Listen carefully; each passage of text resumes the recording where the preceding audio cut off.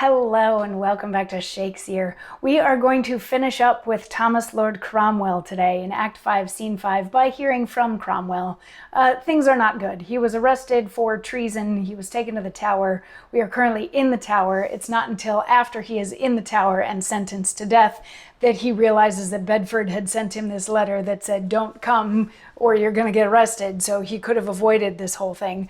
But now he's sort of resigned to it. And he has gotten a little bit snarky with the Bishop of Winchester and the Dukes of Norfolk and Suffolk.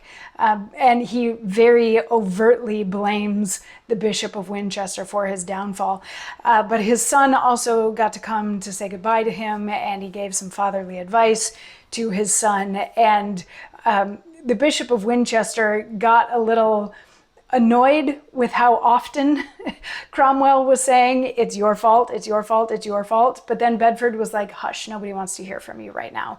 And then the hangman eventually comes in, and Cromwell wasn't actually hanged, he was beheaded. But the hangman, the executioner, comes in, he's like, okay, like we gotta go now, we gotta do this thing. And Cromwell says, even with my soul, why man, thou art my doctor, and brings me precious physic for my soul. My Lord of Bedford, I desire of you, before my death, a corporal embrace. Farewell, great Lord. My love I do commend, my heart to you, my soul to heaven I send. This is my joy, that ere my body fleet, your honored arms is my true winding sheet. Farewell, dear Bedford. My peace is made in heaven. Thus falls great Cromwell, a poor ell in length, to rise to unmeasured height, winged with new strength. The land of worms which dying men discover, my soul is shrined with heaven's celestial cover. And then he is led out to be executed. So it's just his farewell. He says to the executioner, you know, this is actually sort of a relief that you're taking me to die. But then he turns to Bedford and asks for a hug. And Bedford gives him a hug. And while he's hugging, he's like, this is the best exit that I could wish for in this life, is to get a farewell hug from you, my dear friend Bedford. And then he's like, you know, and now I'm off. My peace is made with heaven.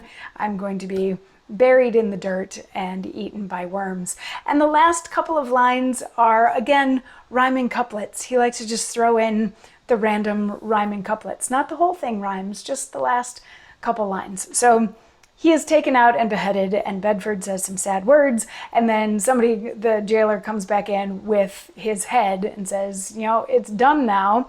But then Sadler comes in, because if you remember, Cromwell had given Sadler a letter to take to the king. Sadler comes back in and he's like, is it over? Did I miss it? Did it happen? They're like, yep, you know, there's his head. And Sadler's like, because I have a pardon from the king right here. And they're like, the pardon's a little too late.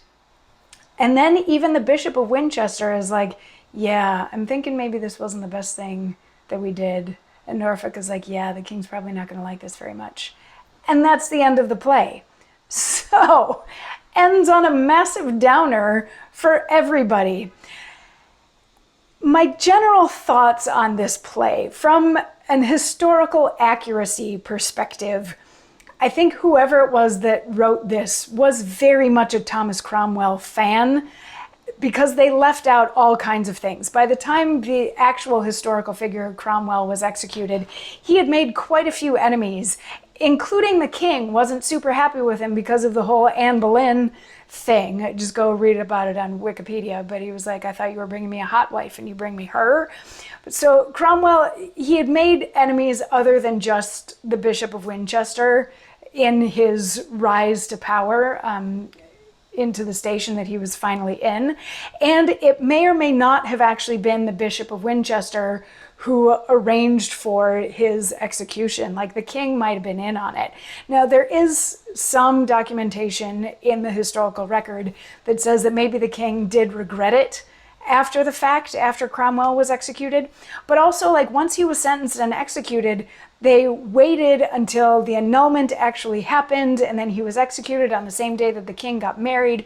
So I think it's interesting that earlier on in the play, they're like, we're just going to skip over all the Cardinal Wolsey stuff because we really just want to focus on Cromwell. But then they also left out all of the king stuff and all of the marriages and all of the religious stuff that Cromwell was involved in. He made quite a few enemies.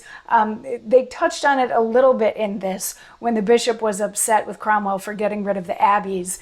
But Cromwell was very much like a Reformationist, and that ruffled all kinds of feathers and blah, blah, blah. So I think whoever wrote this was very pro-Cromwell and wanted to paint him in the best possible light, because really we don't see him do anything bad in this play. We see him do loads and loads of lovely good things, and the one maybe bad thing, well, maybe two bad things. One of them is the undoing of the abbeys, which is just briefly discussed in a conversation with the bishop.